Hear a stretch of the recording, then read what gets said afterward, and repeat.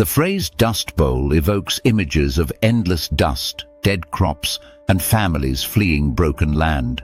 But today, whispers of a new Dust Bowl are growing louder across parts of the United States.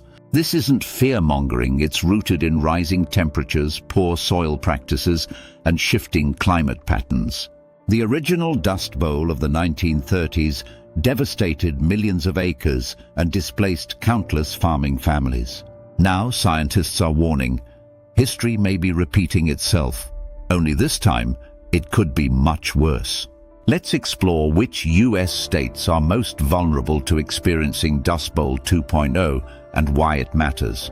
Texas tops the list, with its vast farmland already battling drought, wind erosion, and extreme heat. In West Texas, drying winds sweep across exposed soil, removing critical nutrients and structure quickly. Some farmers now use no-till farming and cover crops to slow erosion, but challenges persist. The Texas Panhandle, once Dust Bowl central, is again seeing conditions eerily similar to the 1930s. With aquifers depleting and rainfall declining, topsoil across Texas is turning to powder underfoot. Oklahoma, ground zero of the original Dust Bowl, still faces serious risk due to soil composition. Though farming techniques have improved, extended drought and high winds remain a deadly combination. Eastern Oklahoma receives more rainfall, but western areas are drying faster than most U.S. regions. Farmers are reporting cracked land and dust devils tearing across their fields during summer peaks. Kansas is another high-risk zone, with agriculture dominating the landscape and water stress on the rise. In western Kansas, rainfall totals have plummeted, while wind speeds have stayed consistently strong. Some counties have declared drought emergencies, warning of topsoil loss and stunted crop growth. Despite government programs, many Kansas farms still rely on unsustainable irrigation from declining aquifers. Colorado's southeastern plains are especially vulnerable, with long dry spells already exhausting crop cycles. Wind patterns here resemble those that fueled 1930s dust storms, creating dangerous soil exposure. Some towns in rural Colorado have seen multiple years of crop failure due to early season drought. New Mexico, though less discussed, faces intense dryness and high winds in its agricultural valleys. Its thin, arid soils are highly susceptible to wind erosion when left exposed between planting seasons. Sheep ranchers report increasingly barren grazing land, pushing herds to new and less fertile pastures. Nebraska, particularly the western half, has seen water tables fall and dry periods lengthen dramatically. Corn and wheat fields now require more irrigation, but aquifer withdrawals are reaching critical levels. Wind erosion is increasing as more farmland lies fallow due to unpredictable planting conditions. Arizona, despite being known for deserts, has a surprising number of dust-generating agricultural zones. As drought deepens, dry fields kick up thick clouds of fine dust, even on clear days. This dust can travel hundreds of miles, affecting air quality far beyond the state's farming belts. California's Central Valley may not seem like Dust Bowl territory, but its farmlands are increasingly parched. Overfarming and groundwater depletion have left large patches of bare, cracked earth prone to erosion. Dust storms are now a seasonal hazard in parts of the valley, especially after failed harvests.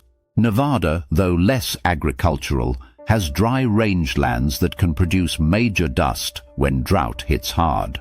Cattle grazing, wildfires, and land development have all stripped native vegetation from large areas. Once plants are gone, wind takes over, scattering dust across roads, cities, and rural towns. In Utah, climate change is shrinking the Great Salt Lake, exposing a vast bed of toxic dust. This lakebed dust contains arsenic and other heavy metals, posing serious health risks during storms.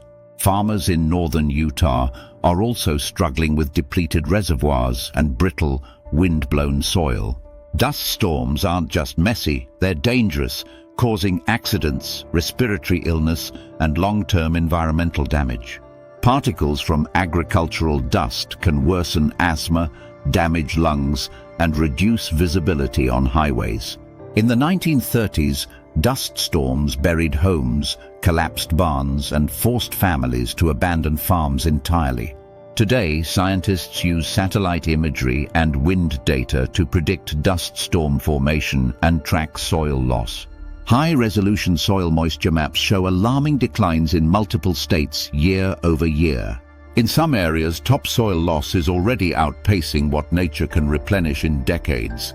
Conservation practices are more advanced today, but they're not used universally across high-risk states.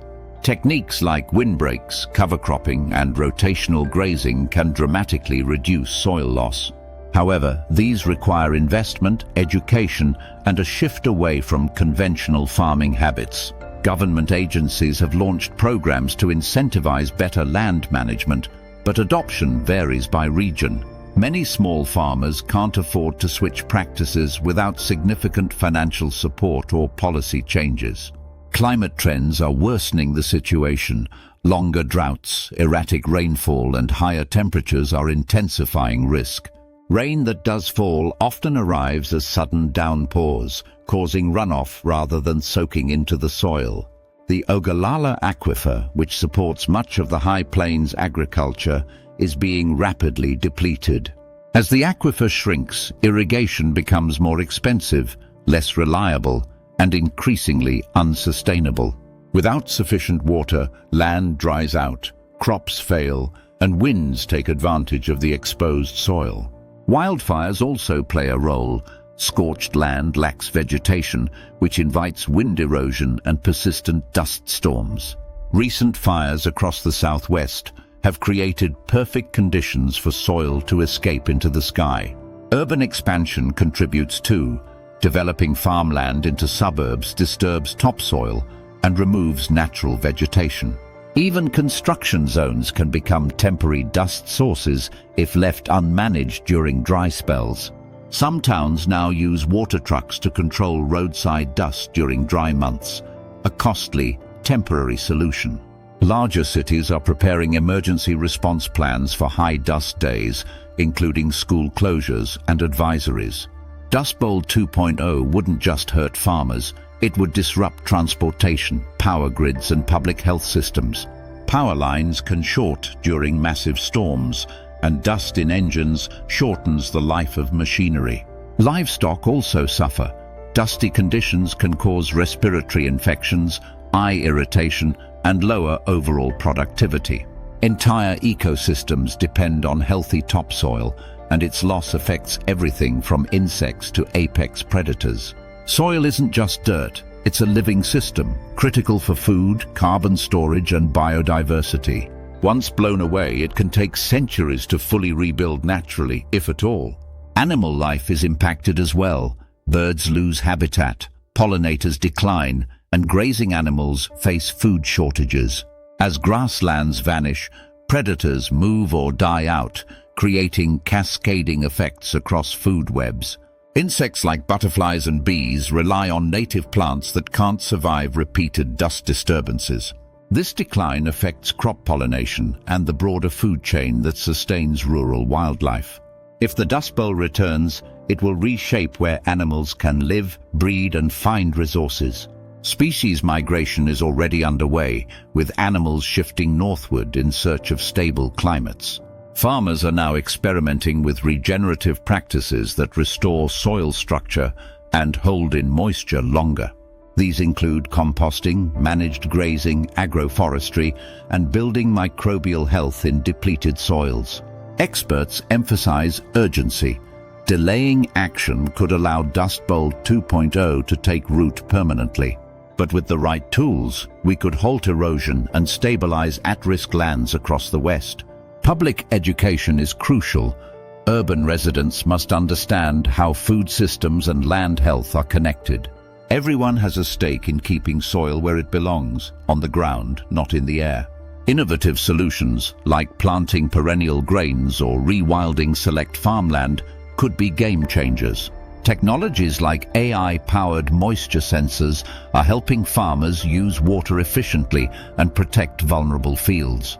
Collaboration is key. Government, farmers, scientists and communities must act together to avoid another environmental catastrophe. We've been warned, and we've seen it before. There's no excuse for repeating the Dust Bowl again. The path forward depends on science, stewardship, and the choices we make in the next decade. Will these states step up and protect their soil, or let the winds reclaim what remains?